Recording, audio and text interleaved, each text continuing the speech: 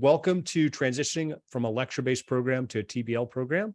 I'll introduce myself. My name is Brian O'Dwyer. I'm founder of InteDashboard, which is a team-based learning software. I also teach airline management and aviation business with team-based learning as an adjunct at Embry-Riddle Aeronautical University in Singapore. I'm joined with my colleague, Ella, who works in our marketing area. And just for way of background, University of Bradford in the United Kingdom became one of the first universities, I think, at least in the UK and certainly in their pharmacy program, to adopt team-based learning nearly a decade ago. And it's really been a model of excellence and recognized with teaching awards. And it's really done a fantastic work with their team-based learning program. And what we wanted to do in today's session is really have our guests cover three basic topics. One, the why of why Bradford Pharmacy adopted team-based learning. Second, some of the challenges they faced in doing that. And third, some of the strategies they used to overcome that challenge. And this is one of our most widely registered and attended events. I think I was really excited to see that interest. So with us today, we have two colleagues from Bradford. One was Simon Tweddell, who's certainly no stranger to the team-based learning community. He very instrumental into the work that was done at Bradford, and also chaired the European Team-Based Learning Collaborative for a number of years, has won a number of awards for his participation in TBL. In addition, we have Gemma Quinn, who's also at Bradford, and she's been through it for the decade from the inception, both in person and online.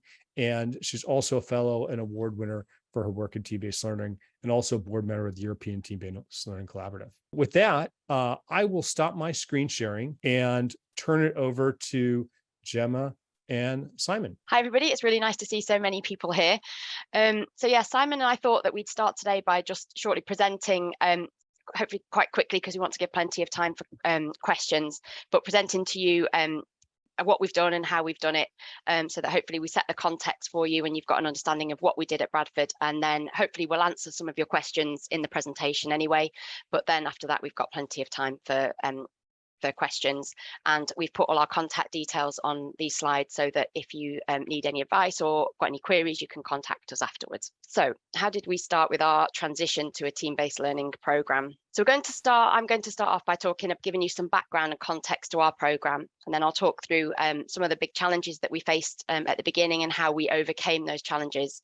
And then I'll hand over to Simon, who will talk about some of our research findings, how we scaled it up to institutional level, what outcomes we've seen from the students, and other areas of advice and support that you can get if you're looking to do something like this. Okay, so our pharmacy program back in 2011, we realized that we really need to make a big change to the pharmacy program.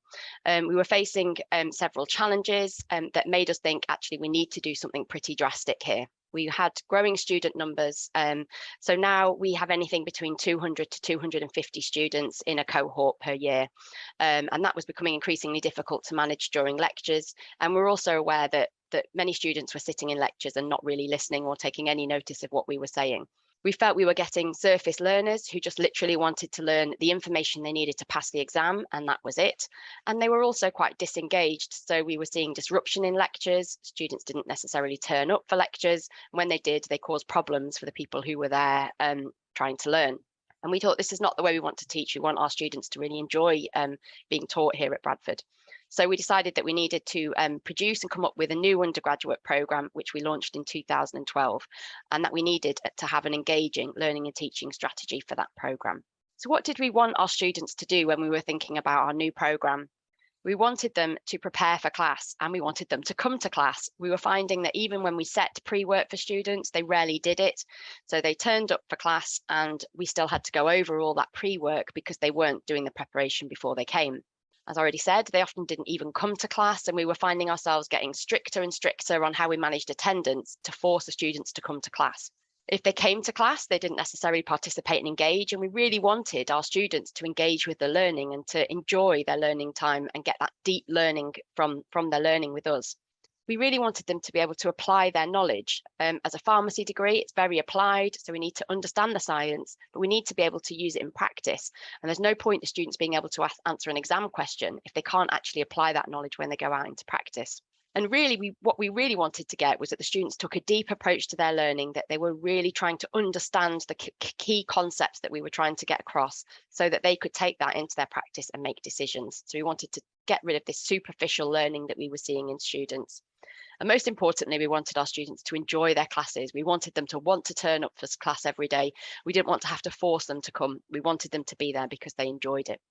So that was our set of asks that we were looking for when we started looking at team-based learning. So what did TBL offer us? So it offered us the benefits of small group learning, but was very scalable. As I said, we had big cohorts of students, up to 250. And if we were running small workshops, we'd have to run them sometimes 10 times to get through them. But we really wanted that small group learning and the ability for students to discuss and work together in those small groups, but we needed it to be scalable. We wanted to develop student accountability so that they felt they were contributing to their own learning, and that they had to turn up to things, and that it was important that they came, and it was important that they did their pre-learning, and that they were genuinely engaged with the course. We wanted to remove passivity, so we didn't want to give students the chance to sit at the back of the lecture theatre and not listen to anything. And the same with that anonymity. We wanted all students to feel they were part of the course, that we were developing a community where everybody took part in the learning. So that's what we wanted from team-based learning, and that's why we chose team-based learning as our approach for our curriculum in 2012. So I'm aware that today we've got a mix of people who are TBL veterans and potentially some people who are newer to team-based learning as well. So we thought we'd just give you a brief summary of what team-based learning, how it works in theory, and then on the next slide, I'll just talk briefly about how we have implemented that at Bradford. So in team-based learning, you have a set of units. So in one module, you'll have any number of units. So at Bradford, we have normally between 5 and up to 9 units in a module. And the units all have the same structure. So for each unit, the students will be given some pre-class work that may involve some reading or looking at videos or some kind of preparation of the basic knowledge they need for that unit. So they're given that about 2 weeks before they have the readiness assurance process. Once they've done that pre-work, we move them into the readiness assurance process. And during that process, the students take an individual readiness assurance test, which is a multiple choice test of their knowledge, their individual knowledge that they've gained from that pre-reading.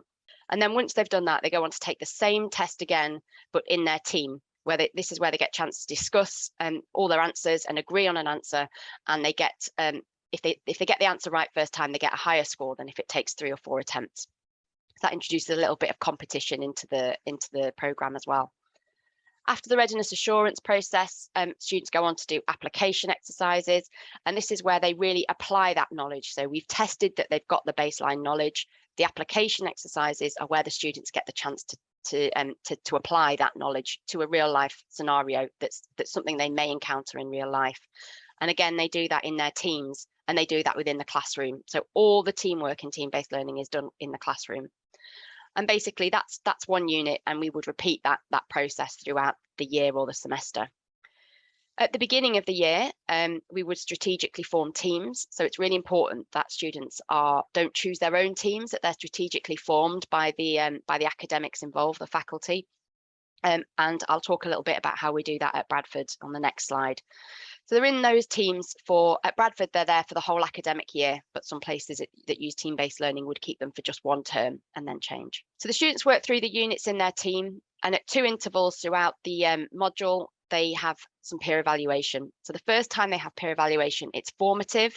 It's some feedback for the students to think about their performance in the team, how they're getting on with the team, whether their contributions are valuable. So they get that halfway through the module, and then at the end of the module, they get that a summative feedback where there's a mark assigned. So again, they get feedback from their peers, and that's actually got a mark associated with it. So students get the opportunity to improve and work on their team working skills throughout the module. So that's a basic introduction to team-based learning for those of you who are not experienced with team-based learning. So how does team-based learning work at Bradford? So the MPharm at Bradford is a 4-year degree programme. All pharmacy degrees in the UK are 4-year programs, and about 70% of our curriculum is team-based learning. We have a project module, for example, that's not, but all the taught content that we have on our program is taught using team-based learning. So a high proportion of our teaching is team-based learning. We are purists of team-based learning in that we haven't really adapted the TBL process at all. We use it exactly as specified by Larry Mickelson, and that's because it works. We've seen it work, and we've also seen issues where it goes wrong or where you make changes, it doesn't work as well. So we're really committed to following all the elements that Larry Mickelson mentions and in the correct order, because we know that it works like that. Our program is highly integrated. So for pharmacy, we have a science aspect and a practice aspect, and in our program, the science and practice elements are linked throughout and integrated throughout. And that means our teams are as well. So our faculty teams are all integrated. We have a team working on a unit that has members of staff that are both science and practice.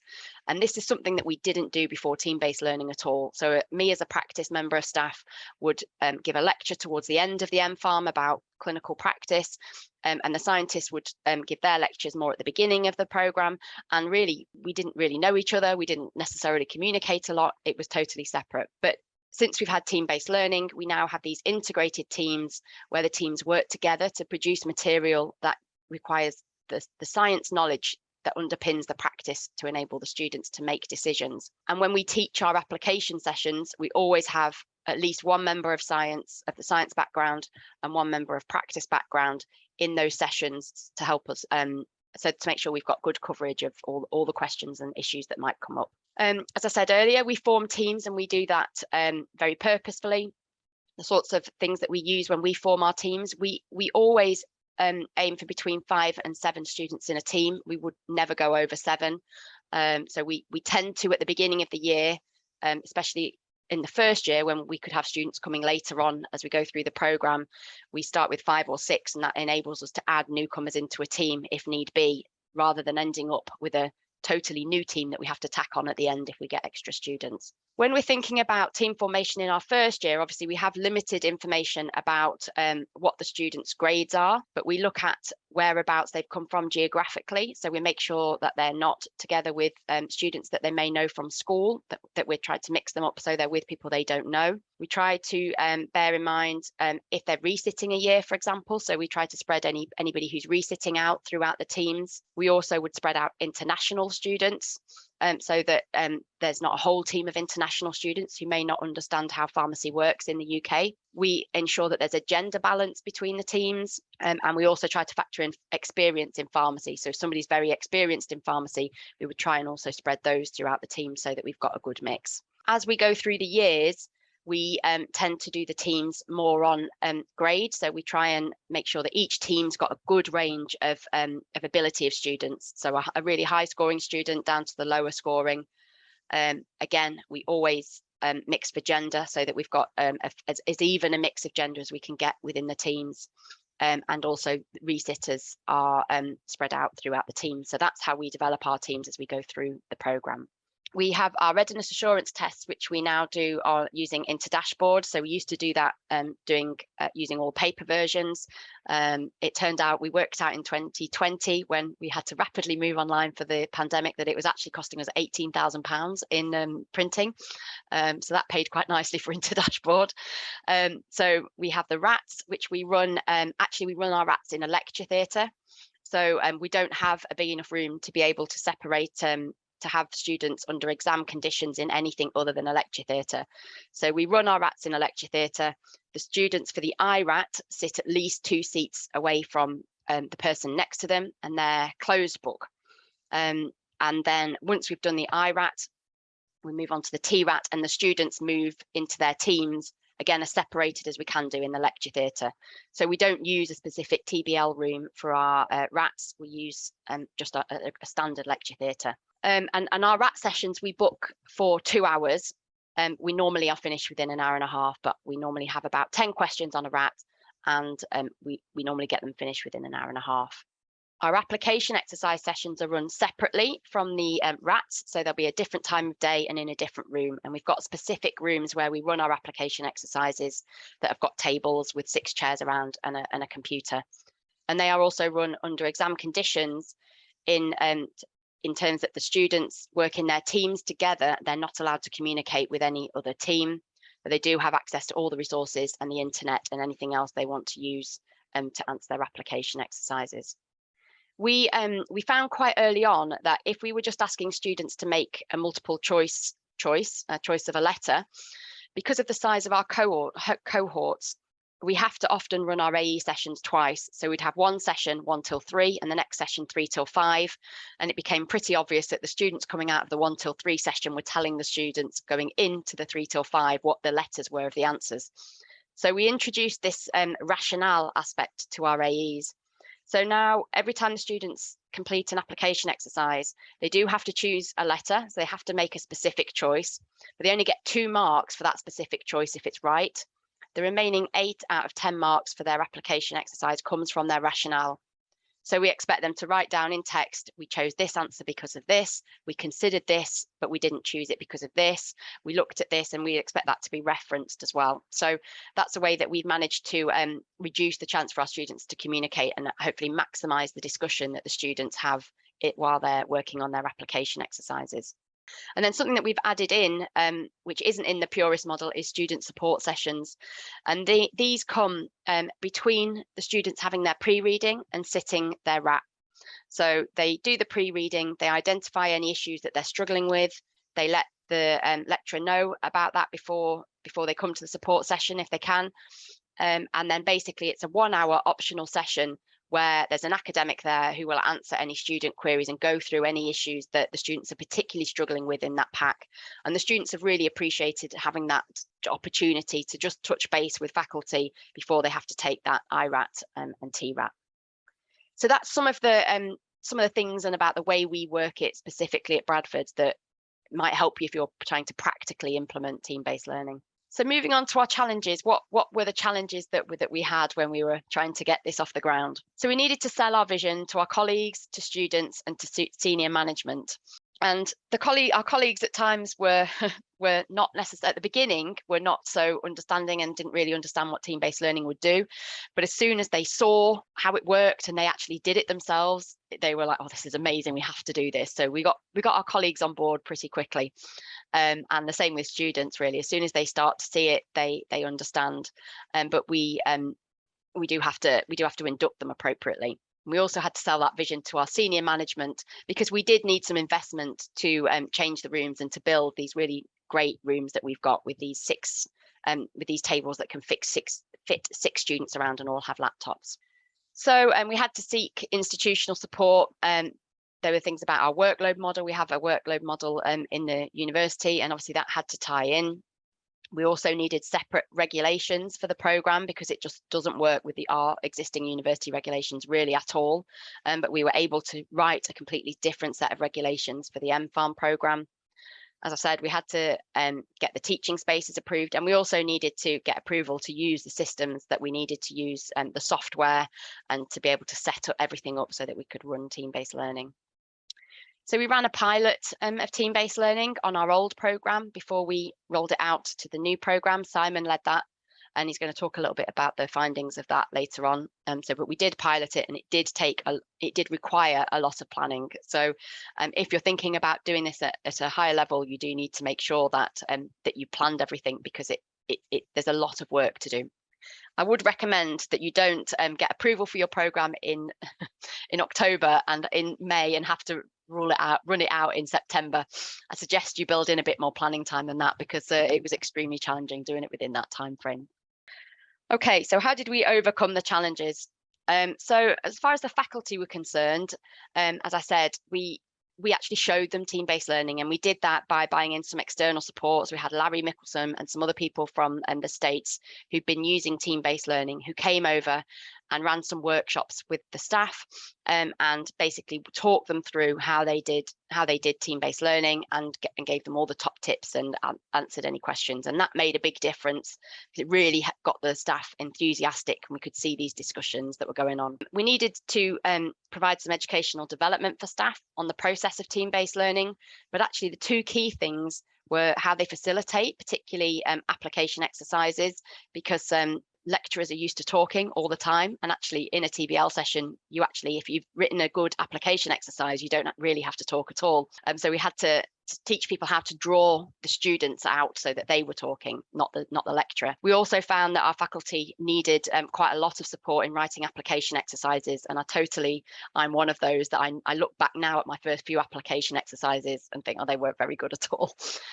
We had to help faculty manage class time and make sure that they stayed on track. We originally started out with 3-hour applications exercise sessions, and we then cut it down to 2 because it was just too hard. It was too taxing really to run it for 3 hours. It was very hard work. So we needed to provide our faculty with development time and a program of educational development to help them build up that expertise so that they could run these sessions well. What we did, as I said earlier, was we created these teaching teams that were integrated between science and practice, and those teams worked together to develop the material. And we also had peer review. So the first time any unit was run, it was assessed by another team before, and feedback was given to help the teams develop their teaching.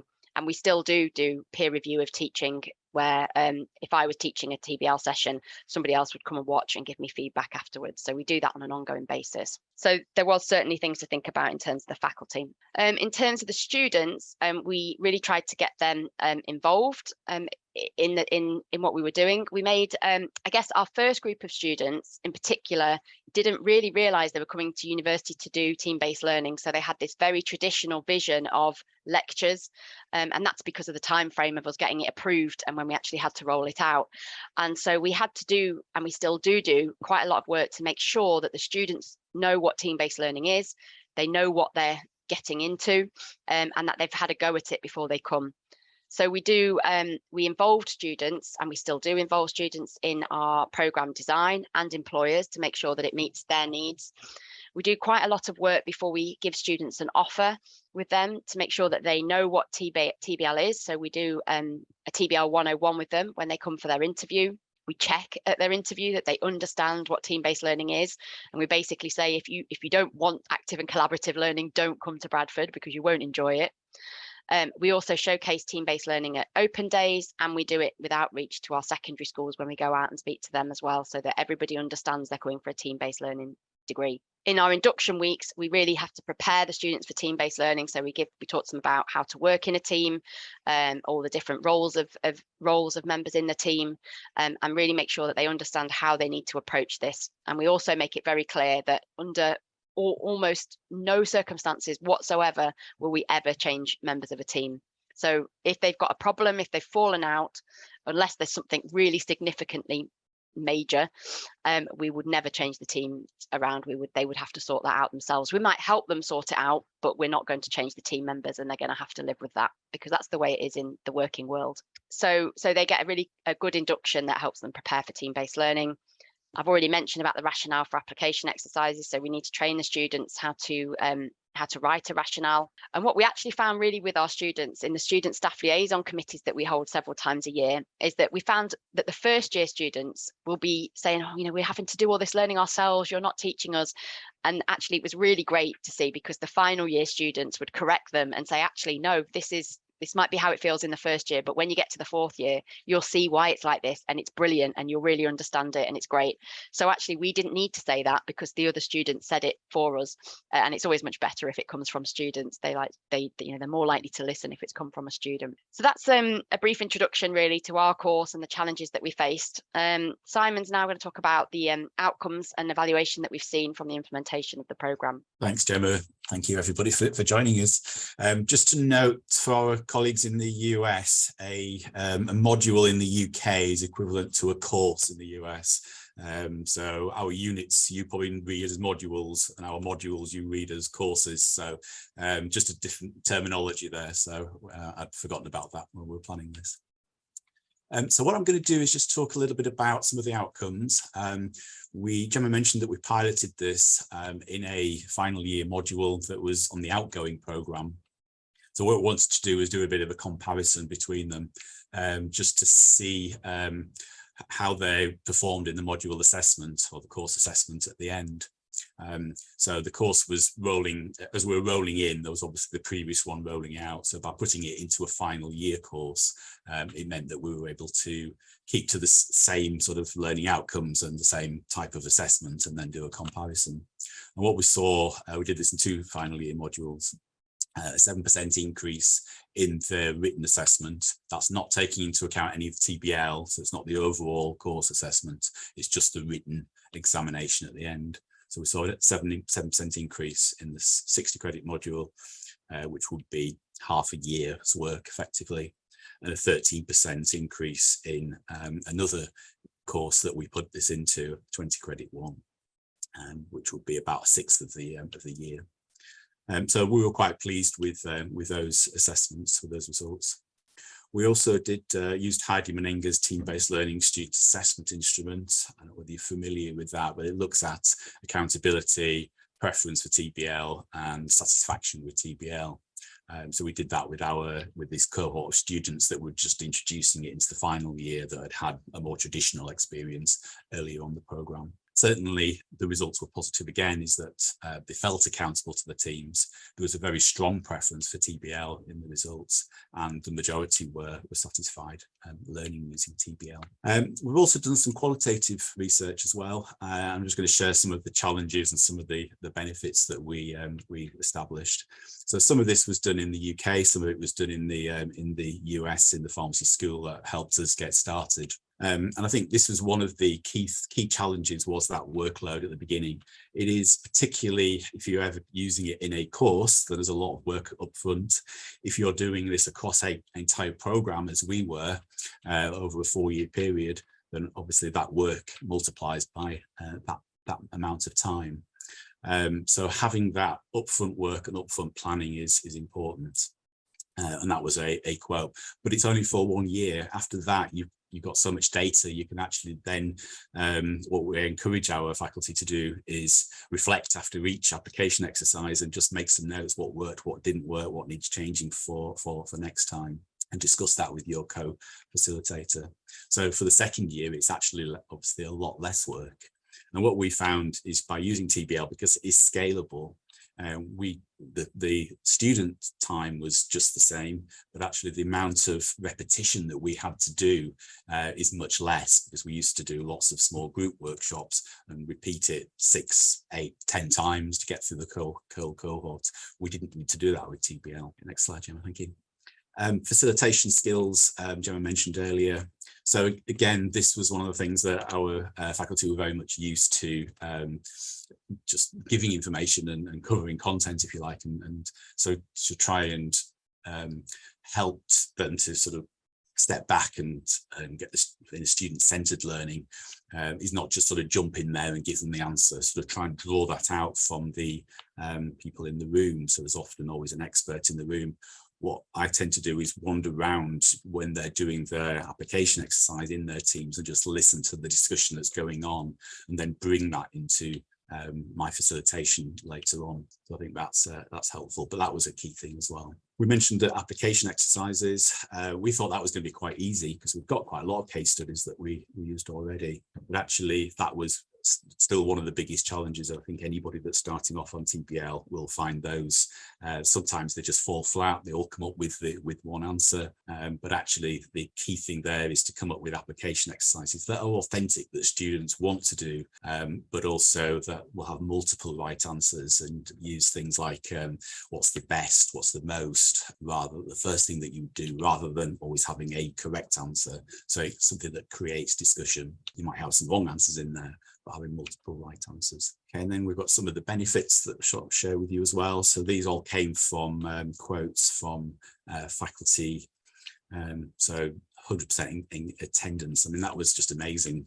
We were getting down to the stage when we were doing lectures of having about 50% of people there. And then when we gave notes and started recording things, that's even less. So actually they want to be there. That engagement is there. They want to be there, and they're coming prepared as well, more so than ever, because they want to do well in the team test, the IRAT and the TRAT, but also they don't want to let the team down as well. So there was certainly some positives there too. The peer learning, I think, just going around listening to the conversations that are happening in the TRAT and in the application exercises, they're all on task, they're all discussing it. These are some quotes from faculty sort of saying that they're teaching each other in ways that they couldn't do themselves, because they're going through that same learning journey at the same time. Sometimes they come at it from a different angle to the faculty who have perhaps been teaching it for a while and are the experts in it. And actually, they're much more prepared to question each other and challenge each other than they are us as well. Another benefit was obviously teamwork. There's a nice quote there, and I think probably particularly for healthcare providers, when they're going to be working in a multidisciplinary, making decisions together with other healthcare professionals, that actually this is helping to prepare them for that as well. So it's not just the teamwork; it's being able to make collaborative decision making, I think, which TBL can really help with. So what's changed? It's really, over the last 10 years, it's really become our unique selling point. I think because we've got out there and talked about it, now anybody that's coming to Bradford, when you ask them why they want to come to study pharmacy at Bradford, more often than not, it's because of team-based learning. So the schools that know about what we do, the colleges where they come from when they're joining us, know about TBL. And I think because we're doing those tasters, TBL tasters, then they're making an informed decision to come to us as well. So they know what they're getting themselves into. So we've seen applications increase as a result of this, because students actually want to come, whether they've been advised by teachers, parents. So we've run sessions for teachers in the past as well. So they know what to expect. Gemma mentioned that we moved to using InteDashboard during COVID-19, and now we're back in face-to-face. We're keeping with InteDashboard, so we've done away with all the printing that we needed to do. So that's been really helpful. And the other thing that we've done is we got some funding from the UK government to actually scale up. This was us and 2 other institutions, the use of active collaborative learning, of which TBL was the main learning and teaching strategy for us and one of the other institutions, to scale that up more widely within our institutions. So we've got other people using it now, nursing, psychology, paramedic science, law, not necessarily across the whole programs, although nursing and paramedic science are pretty close, but there's other people now using it in individual courses. And what we did as a result of that project, we put together something called active collaborative learning at scale. So if you wanted to have a look at that, it's about a 12-page brochure with some tips about how to scale up the use of active and collaborative learning, with some ideas about educational and faculty development in building communities of practice, constellations of communities, how to evaluate it. So there's a web link there, and we'll be able to circulate these slides. So over the last 10 years, we've been really delighted with the engagement that we've got from our students. We're really pleased that we've done it. We've got really good feedback from both students and not just while they're with us, but also once they've gone into practice as well. And whilst we haven't done any research looking at employers' views anecdotally, we've got some good feedback from employers as well. And we've been disseminating that through research projects, through going to conferences, through presenting at other people's institutions, and have really got a lot of impact. We've been helping other universities get set up, mostly in the UK, but we've also been to Italy, the Netherlands, Spain, Ireland, and we're going to Sweden next month as well to help some people out there get started too. Gemma and I are supervising 6 PhD students between them, of which 4 are doing TBL projects, one on looking at TBL in communities of practice, one looking at TBL in professionalism, one looking at TBL in the workplace, and one looking at TBL in schools as well, particularly students with special educational needs that might have communication issues. So we have managed to get some funding. I mentioned the one from the Office for Students. We've also got some funding from the Erasmus project, which is an EU project, to take TBL into schools. So that's coming to the end of its project time so far. We've been training some teachers, 2 cohorts of teachers in schools in Ireland, Spain, and the UK. And we've also got some Health Education England funding as well to take TBL into some other pharmacy-related programs that are in once they've graduated from us and they're doing their foundation training. Last couple of slides, really, before we turn it over to questions. Advice from us. I think if you're doing this at scale, seek advice and support from those that have done it. We're happy to give advice. There's other people that have done this at scale as well. The time to plan and prepare is greater when you're doing it across a program. We started planning probably a year before, but we didn't actually move into sort of the TBL, decided to use TBL until about 6 months before. So we could have done with more time. Obviously, we only rolled out the year at a time. So it was the first year and then the second year and then the third year, but it was 4 years of very intense work to get that right. I think convincing other members of the department, school, faculty members, sharing your vision, and getting other people to share success stories, that was really helpful. We brought a couple of people over from Denver in Colorado that were sort of 3 years ahead of us, as Gemma mentioned, in the pharmacy schools. And I think that helped to convince our faculty that this was the right thing to do. Gemma's mentioned faculty teams already, peer reviewing of those, both resources and in classes. Having an evaluation plan as well, how you're going to evaluate it, thinking about that, getting feedback from students, having a scholarship of learning and teaching or research plan. Inducting students, we've mentioned, but keep to the pedagogy. I think that's an important message, certainly, that we would say it's all there for a reason. It's synergistic, it all builds together. Add to it by all means, but don't take away from it, because I think you will get a lesser experience from what we've seen. Okay, next slide. Support available. If you're not aware, teambasedlearning.org. If you're not a member of the TBLC, they've got some good resources up on there. They run certifications. Gemma and I are both trainer consultants, so we go out to other people and help them get started. LearnTBL.ca website, Jim Sibley in Canada. There's quite a lot of free resources on there as well. Jim's written the book, Getting Started with Team-Based Learning. And then there's Larry's original book there. If you're in Europe, then please reach out to us too, because we've got a European team-based learning collaborative group where we're helping people get started with TBL too.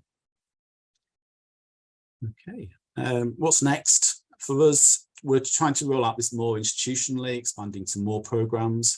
Certainly communities of practice at the moment. We tend to have that within our own school, but we don't always talk to people in other faculties and other schools in other areas. So we're trying to get more of an institutional community of practice going, because there's things that we could learn from psychology, etc. Even though we've helped them get started, we haven't really carried that on. So I think there's more we can do there. There's definitely more of a subtle research plan that we can do in TBL, looking at teamwork and how team dynamics are established. So we've got some ideas there. And I think certainly when you use this across a program where you've got 80 faculty probably in our faculty using it, then that ongoing faculty development, because people move on, people forget. So I think it's important to have an ongoing faculty development for them. And consultancy, so we go out to other people and help them get started as well. So we've done that for a little while too. So I think just the last couple of quotes really, again from our research project. Really enjoy this style of teaching, really feel that our students are grasping the content a lot early into a deeper level. I don't know if I could go to a school that was purely lecture based anymore. Where I'm teaching, where I'm going for the rest of my life will always be to some degree using team-based learning. And I think we've got one more quote at the end. Next slide, Gemma. So final word, this was quite a nice quote, which I like. I don't think we're perfect, or the students are perfect, or TBL's perfect, but I think it's far better for student learning, enjoyment and satisfaction, and the same for faculty. Much better to go into class, even though you're more vulnerable, which you are. There's more satisfaction in those interactions, which knowing immediately that students are understanding what you're talking about and what you want to learn. Well, that's a nice sum up of TBL.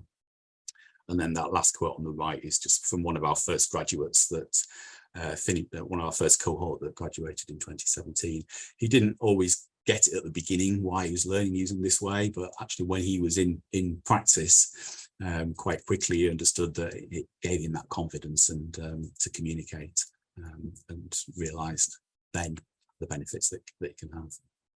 So I think we'll probably finish there and hand it over to questions. Just to get things kicked off, I think Gabriella had a question before about what was the form of written assessment. And Simon, I think, or Gemma, I think Simon came up in your section about hey, we saw the outcomes go up by about 7% and 13%. And I think Gabrielle was trying to get at what was the assessment that was done and what was the format of that assessment? So, the format of that particular one was just purely on a written examination at the end. So that 7% and 13% was just purely on the written assessment at the end.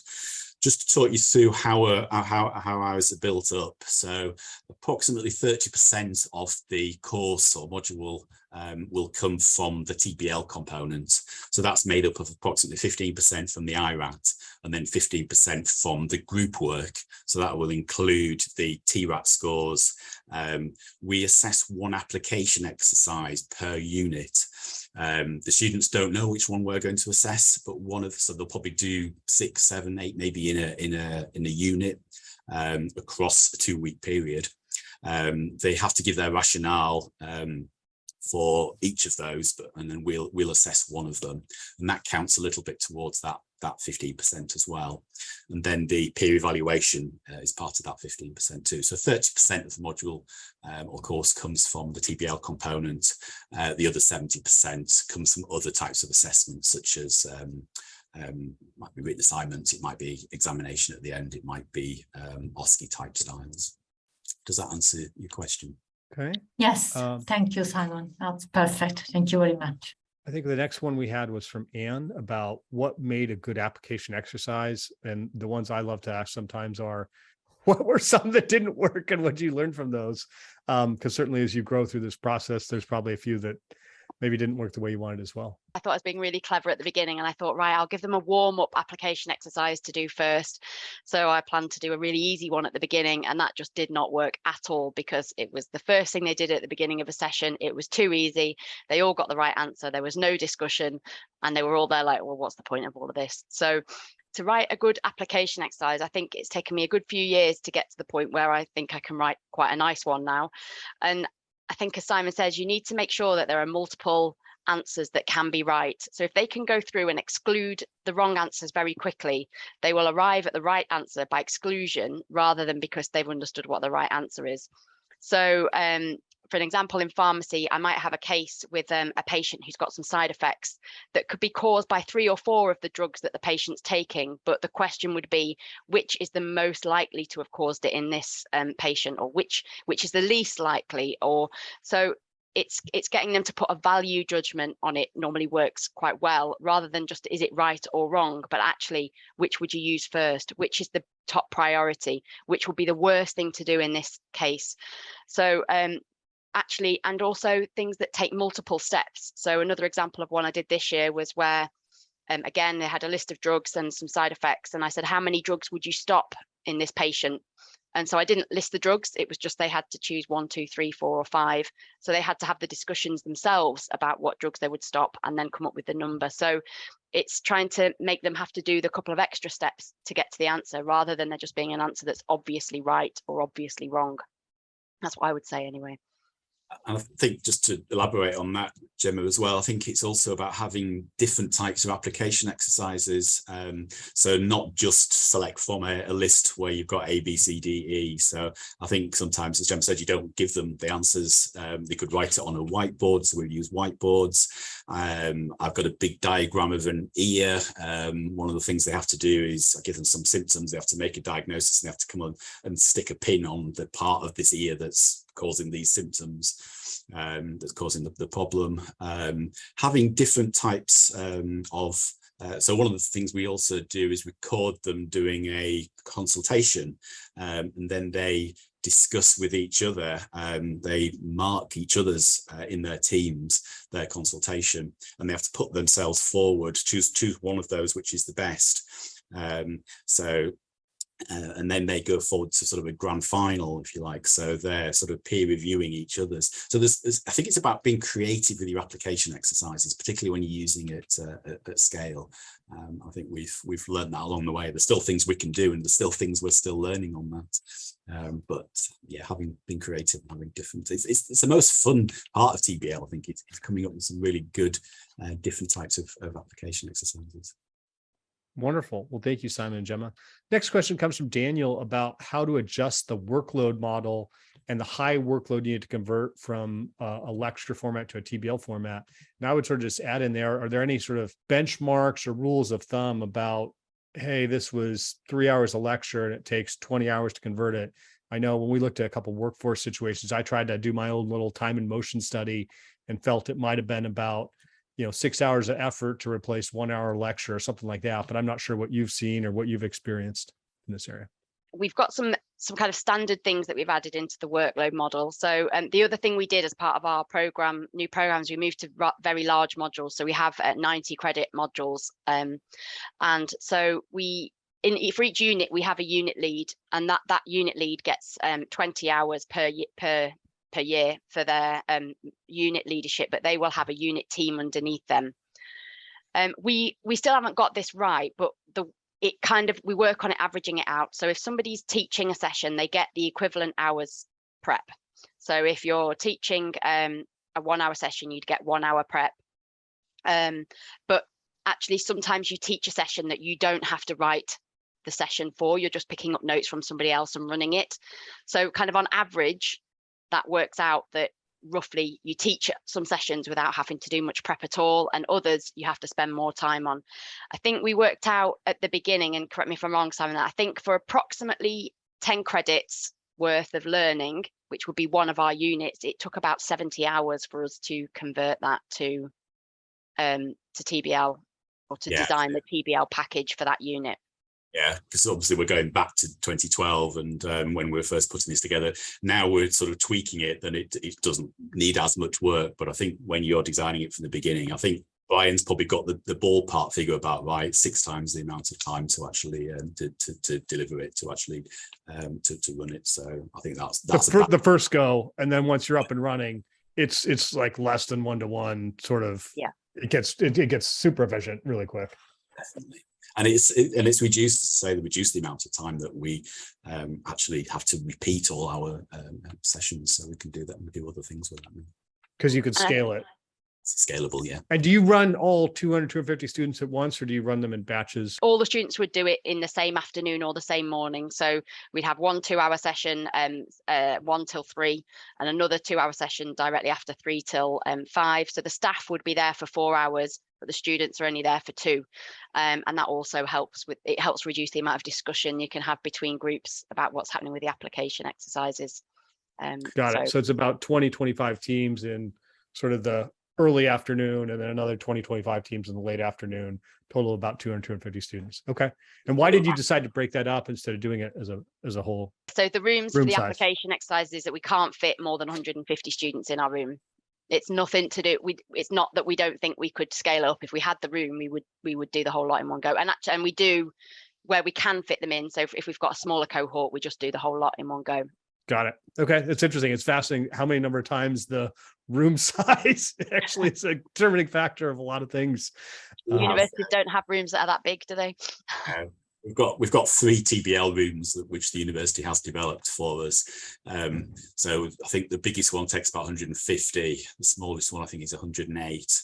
The problem is because we've had success in spreading the news to other course programs, and they want them as well. So I learned just this fairly recently that nursing have got our main room that we like to use.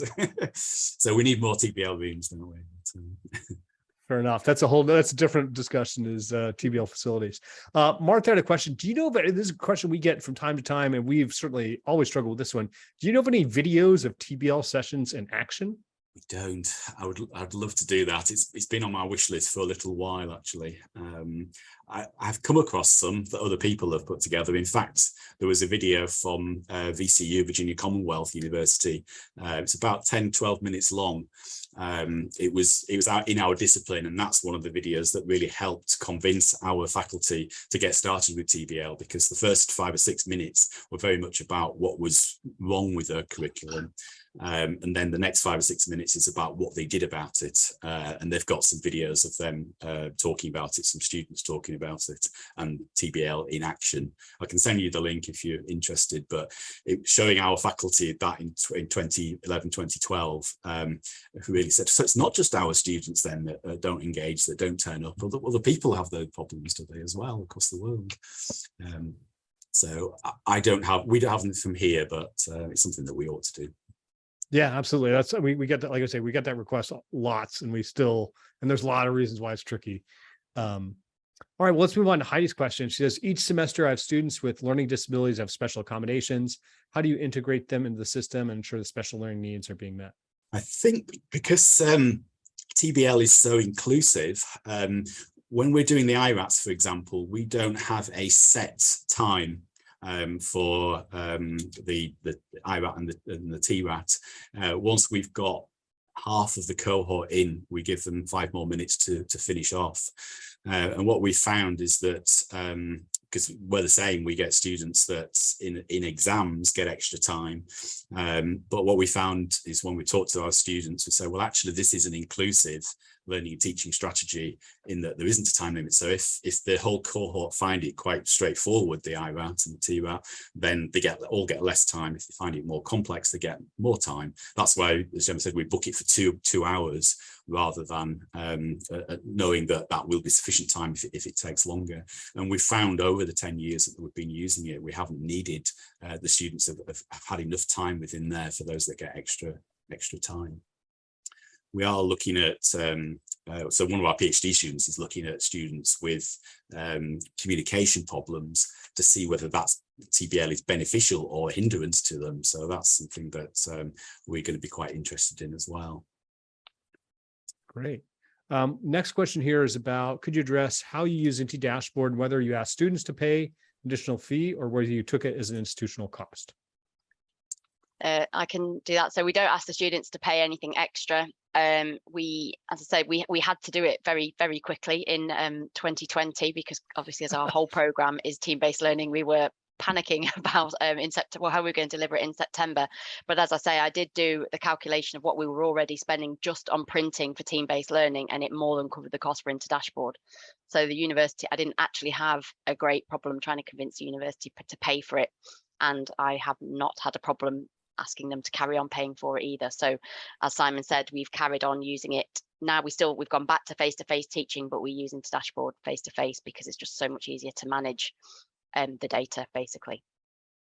Great. So, and then just for context, I mean, about 90% of our customers do institutional, only about 10% do a student paid model. And that's mostly out of the US, 1 in Ireland. I think we'll have 1 up in Canada pretty soon too. Della had a question about how can we prepare a team-based learning class? Should we prepare several group assignments in the beginning? Do you have some advice for this group assignments? Do you mean? I think this is maybe like, how do you get started with it for a TBL class, or how to build a TBL module or unit or topic?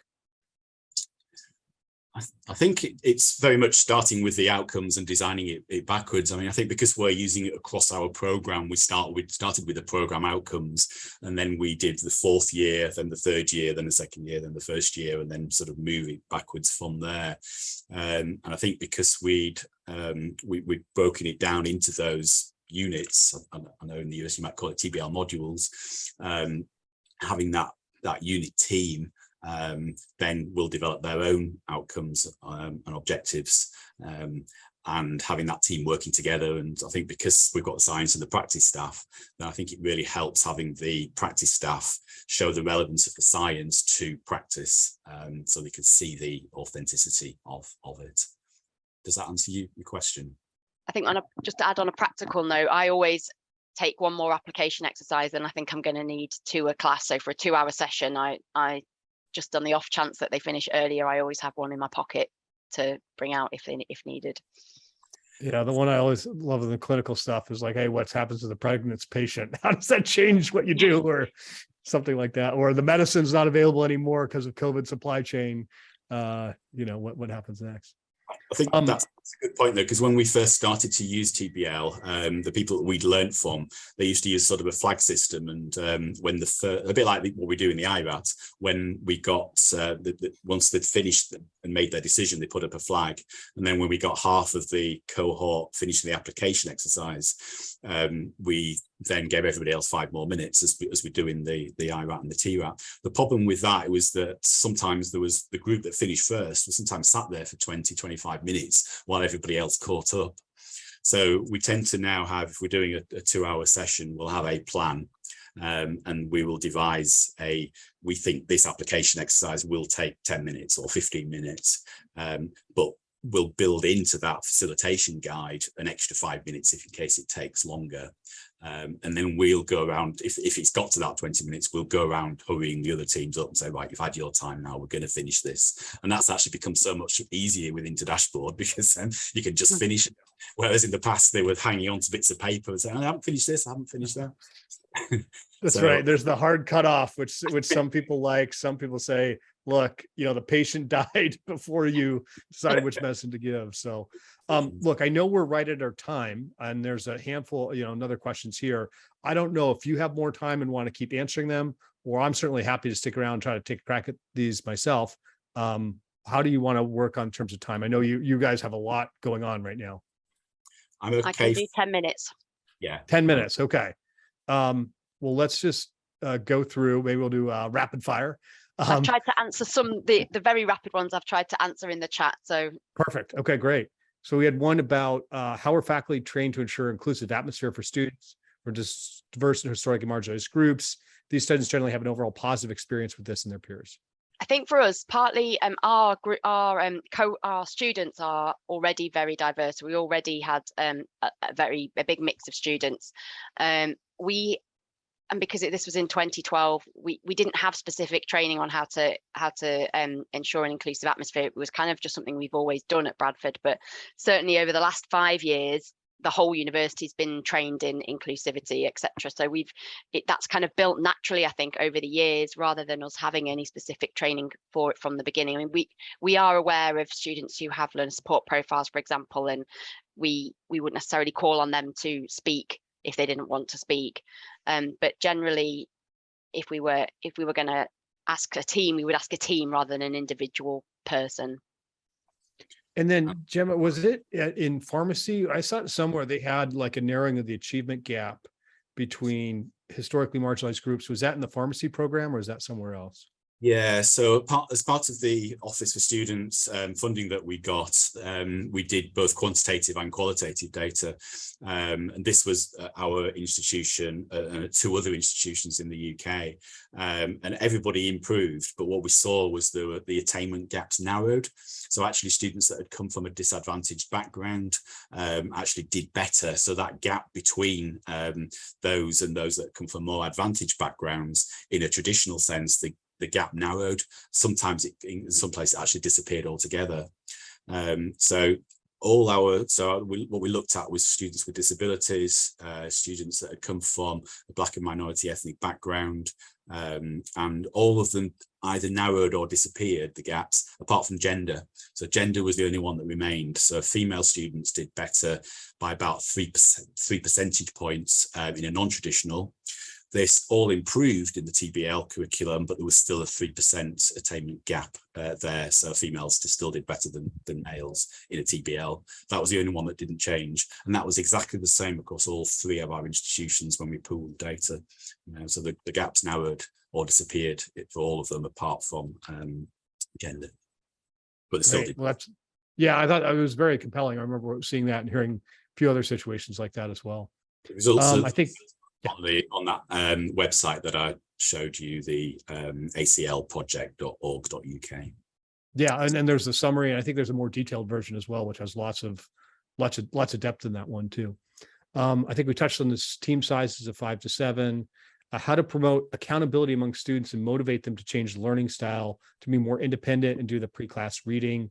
There's another comment here about what's the range of out-of-class prep time is provided for the pre-work. I think the accountability really comes with with the TBL. It's having a part of the IRAT and the TRAT contributing towards it, having the peer evaluation, having the fact that they're working in teams on a regular basis really develops that accountability. And initially they might want to do well through extrinsic motivation because they want to do well because they want to get the marks themselves. But actually it becomes much more, they don't want to let the team down. And the students ask for league tables. We display the team scores and they ask for league tables to see where they are compared with everybody else. So I think there's a bit of sort of friendly competition between the teams. I think that helps with accountability, but I think also peer evaluation does as well because they're getting the feedback from them. I think that's my thought on that. I think we have one, last question, I think was basically, how do you deal with students' embarrassment about giving wrong answers in public? I think that's about the culture you create, and actually we make it all right that if the answer's wrong, that's fine. You know, we would never embarrass students. It's always done in a, they know they're going to get things wrong. And so I don't think we have major problems. They're not really, they get to the point, obviously at the beginning, we have to scaffold them and a bit more, but actually generally then they get to the point where they're not embarrassed and they accept that it's okay to be wrong sometimes. And I don't think it causes a major problem. It becomes a norm, doesn't it? And I think we do say to them at the beginning that actually it's best to make a mistake in this safe environment when there isn't a patient than it is the real world afterwards. So it's amazing how, I think when they've made the decision as a team, they were much more willing to share that, particularly when they disagree with a team from another, a different team's put a different answer. You wouldn't get that in a lecture theatre in a traditional setting. They do want to give their answers. And sometimes it can be the same person that wants to give the answers. So sometimes it is important to try and get other people from the team to answer. But as Gemma says, we never force anybody to come on the microphone and give their answers. Simon, Gemma, thank you so much. This is one of our most widely attended sessions. Thank you for this. Thank you for your insights. Thank you for what you're doing and continue to do. We appreciate it. It keeps me inspired every time I think about and talk to you and hear about what you're doing, the impact you're having. And all the comments now are just thank you. So thank you again, and look forward to staying connected.